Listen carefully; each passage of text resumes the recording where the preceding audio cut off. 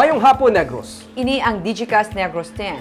Ang napulo ka mga nagapanguna nga balita sa isla sang Negros ang amon igadulong sa inyo.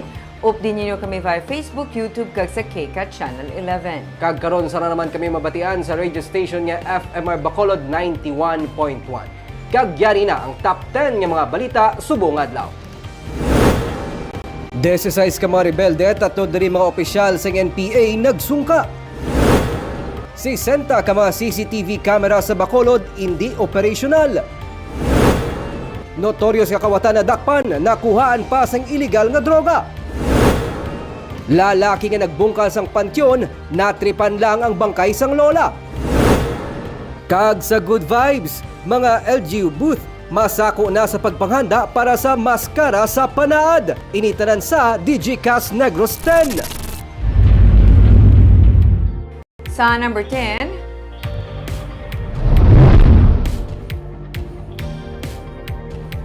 matapos ang duha ka tuig Negros Trade Fair, liwat nga nagbukas sa Makati sang Martes. Buy local, go lokal ang kalakip sa panawagan. Opisyal nga nagbukas sa Glorieta Activity Center ang 36th Negros Trade Fair paagi sa symbolic ringing of the bell ukon arima sa Hiligaynon nga ginpamunuan ni Negros Occidental Governor Eugenio Jose Lacson kag Vice Governor Jeffrey Ferrer kaupo ng iban pagiging mga opisyales sa probinsya kag mga dinapit nga bisita. Kay nasang aga opisyal nga ginbuksan ang mga booth nga nagasalida sang nagkalain-lain nga mga produkto sang probinsya. Ang trade fair sang Association of Negros Producers nga may tema nga hidlaw ang magalawig tubtub sa Sabado. Sunod sa gobernador sang Biyernes ginpapanaog niya ang executive order nga naga-adopt sang Buy Local, Go Local program sa Department of Trade and Industry sa paghaylo sa mga Negrense kag mga Pilipino sa pagkambyo sa ilang buying patterns pabor sa mga locally manufactured goods. Ginakilala ni Lacson ang nangin kontribusyon sa micro, small, and medium enterprises sa local economy kag sa nation building. Kalakip man diri ang pag-igo sa ila sang pandemya. Ginapasalamatan man sang gobernador ang ANP nga nagapamuno sang NTF nga sa karon ginakabig pinakamalawig nga tuigan nga provincial trade fair nga ginasakdag sa Manila. The story of our Negros Trade Fair is one of resilience, ingenuity, hope, and courage of the Negrense spirit. That time, little did we know that the next trade fair will give resilience, hope, and courage a new and a more personal meaning to each and every Negrense of our time. Thus tonight, after 2 years of uncertainty and dread caused by the pandemic, here we are together to once again ring the bell to start this year's historic trade fair.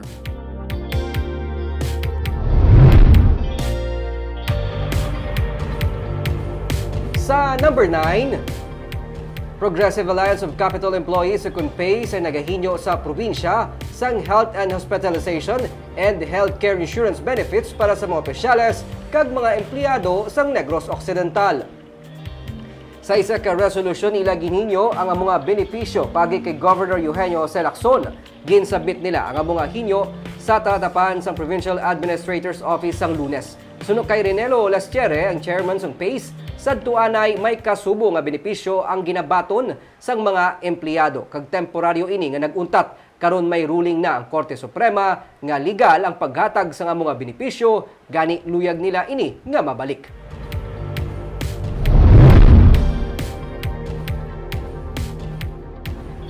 Sa number 8, pag-stabilize ang presyo sa refined sugar ang ginalauman sang Sugar Regulatory Administration sa bulan sang Nobyembre. Sunod kay SRA Administrator David Alba, ginapaabot nila nga sa bulan sa Nobyembre magadangat ang presyo sang kada kilo sang refined sugar sa 70 tubtub 80 pesos kada kilo. Sunod sa iya, ginalantaw nila nga mag-stabilize ang presyo sa masunod nga bulan sa tion nga ang gini-import nga kalamay magasugod abot. Antes sa Nobyembre 15, ginapaabot ang 150,000 metric tons ang imported nga kalamay sa pungsod. Dugang pa ni Alba, padayon nila nga ginamonitor ang production output. Nalipay sila nga ang mga sentral sa Negros ang padayon nga nagagaling kag ginapaabot nga ini ang magasanto sa pagbukas sa mga refinery sa bulan sang Nobyembre. Ang retail price karon sang refined sugar yara sa 90 tubtub 100 pesos ang kilo. Sa pila ka mga baligyaan naman, nagalabot ini sa 137 pesos ang kilo. Sa number 7,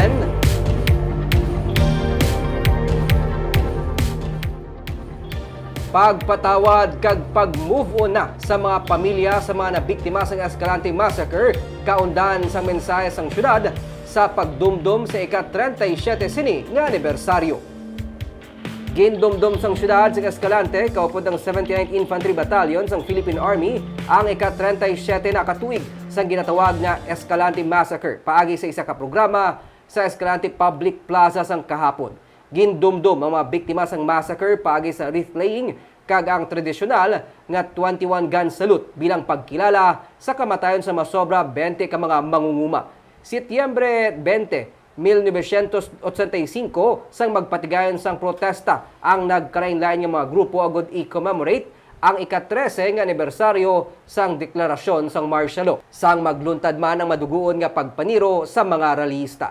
Kaundan sang mensahe ni Escalante City Mayor Rogelio Pretos among pagdula na kuntani sang kaakig sa mga pamilya kag himata sa mga biktima kag magpadayon sa pagpatawad kag pagbaton sa mga natabo sadto agod sila ang maka-move on na sa ilang mga kabuhi. Ini mo man nangin panawagan ni Lieutenant Colonel J.J. Havines nga commanding officer sang 79th IB.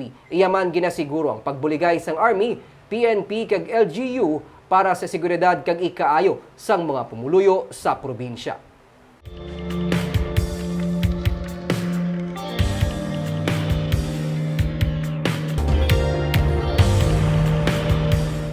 This is Congressman Terry Marañon greeting the Digicast Negros a happy anniversary. Thank you so much for delivering accurate information and heartwarming features through your multi-platform news outlet. May you continue on giving reliable news to our fellow Negrenses, the stories of development that would inspire and encourage them to help their fellows towards nation building. I salute all reporters and those working behind cameras who are still delivering the much needed stories despite the threat of pandemic and rampant online misinformation.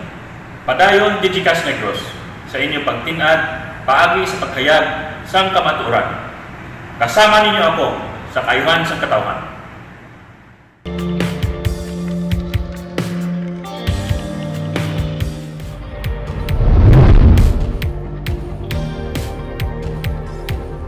Sa number 6, notorious nga kawatan na dakpan nakuhaan pa sang suspected nga illegal nga droga. Arestado kahapon ng 21 anyos nga si Joel Rioner matapos ini ginreklamo sa pagpangawat sa nga Crown Terminal kag battery sang PLDT sa Barangay Singkang Airport sa Bacolod. Sunod sa PNP, ang personnel sa PLDT amo ang nagpangayo bulig sa kapulisan matapos ginrungkab ang ila nga box. Gilayon man ginkatuan sang kapulisan ang ila ginakabig hideout sang suspect sa Purok Rosal kag didto nadakop si Rioner. Nakapalagyo naman ang iya duha ka upod. Na-recover sang kapulisan ang terminal kag mga battery. Nakita man sa lugar ang ginsunog nga mga kuryente nga ginapatihan, ginkawat nga mga linya sang telco. Nakuhaan man sang isa ka sachet sang suspected shabu kag tuter si Rioner. Kaso nga robbery kag paglapas sa Republic Act 9165 ang ipasaka batok sa suspect.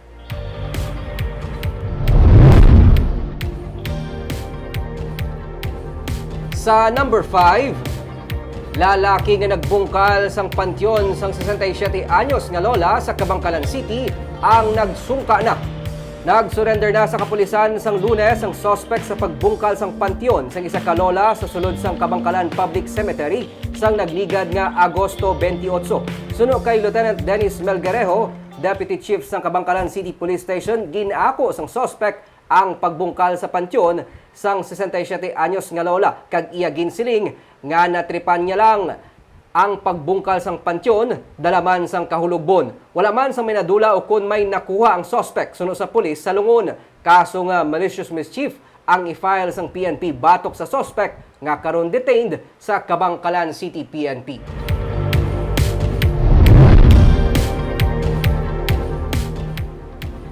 Sa number 4, sa 112 ka mga CCTV cameras ang syudad sa Bacolod, 52 lamang ang operational.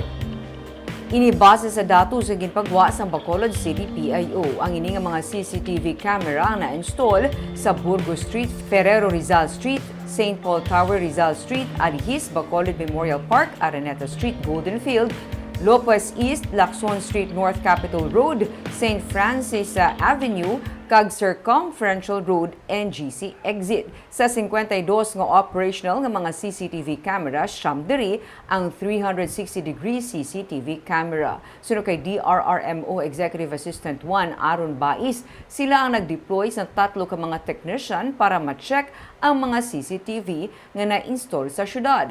Problema kasubong sa mahina nga internet signal, kabudlayan sa pag-transmit sang signal bungod sang low radio antenna kag pag-deteriorate sa network video recorder ang pila lamang sa ilang nga natukiban. Nagakinahanglan man sang maintenance. Dugang pa niya ang monitoring sa mga CCTV camera ang apektado man sa masami low voltage nga nagaka-eksperyensyahan. Ang CDRRMO sa karon paday nga nagakaayo sa mga CCTV camera nga na-install sa syudad kag paday ng pagpangita sang pamaagi para mas mapaayo ang traffic surveillance.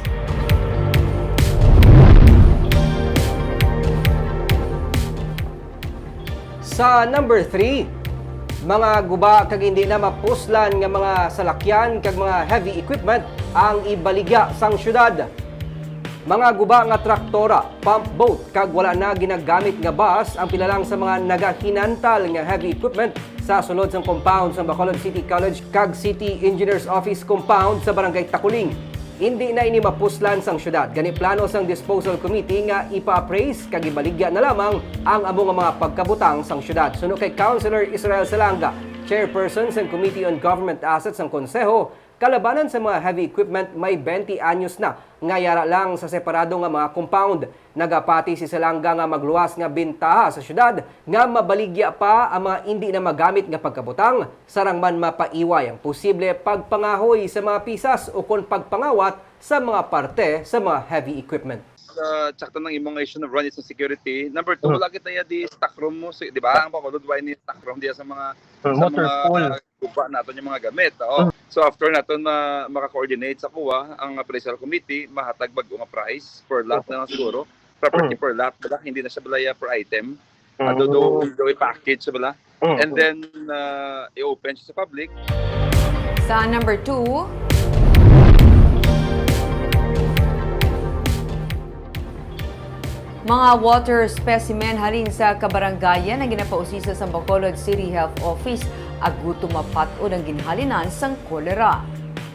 Nagpadala sa mga water sample ang Bacolod City Health Office para mausisa ang kalidad sang tubig sa ginaistaran sang 37 anyos nga babayi nga nagpositibo sa kolera. Suno kay City Health Officer Dr. Carmela Hensoli, ginapabasog naman karon ang inspection kag pag-usisa sa Environment Sanitation Division ng CHO sa mga water refilling station sa mga kabaranggayan.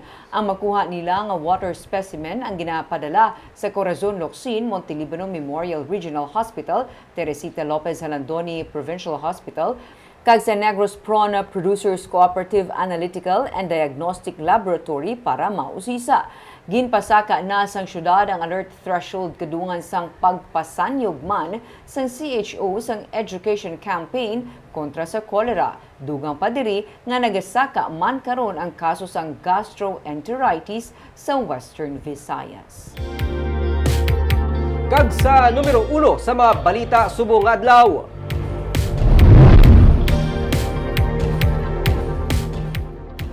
Dahil sa size ka mga katapo sang New People's Army, 3 diri mga opisyal sang rebelde nag-surrender sa katapo sang Task Force LCAC sa Gihulngan City kag Philippine Army. Nalakip sa mga nag-surrender nga katapos ang Central Negros 1 ang commanding officer sang Centro de Gravidad Platoon, isa ka political instructor kag isa ka medical officer. Suno kay Brigadier General Inocencio Pasaporte, commander sang 33rd Infantry Brigade, ang mga false promises ng NPA ang isa sa mga rason sang pag-surrender sa mga anay miyembro sang rebelde. Nagtulod man sa ila sa para magbalik sa sabak sang gobyerno ang mabudlay nga kimtangan karon sa bukid kung sa diin sila ginagutom na.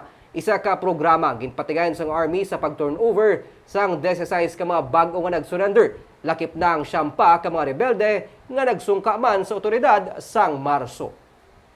Meaning false promises sa ila, nakita naman nila na wala. No? Ang problema sa organization nila, muna, no, nabudlayan na sila, move sila ng move. Kagang nabudlay ko isa, gutom ko na sila.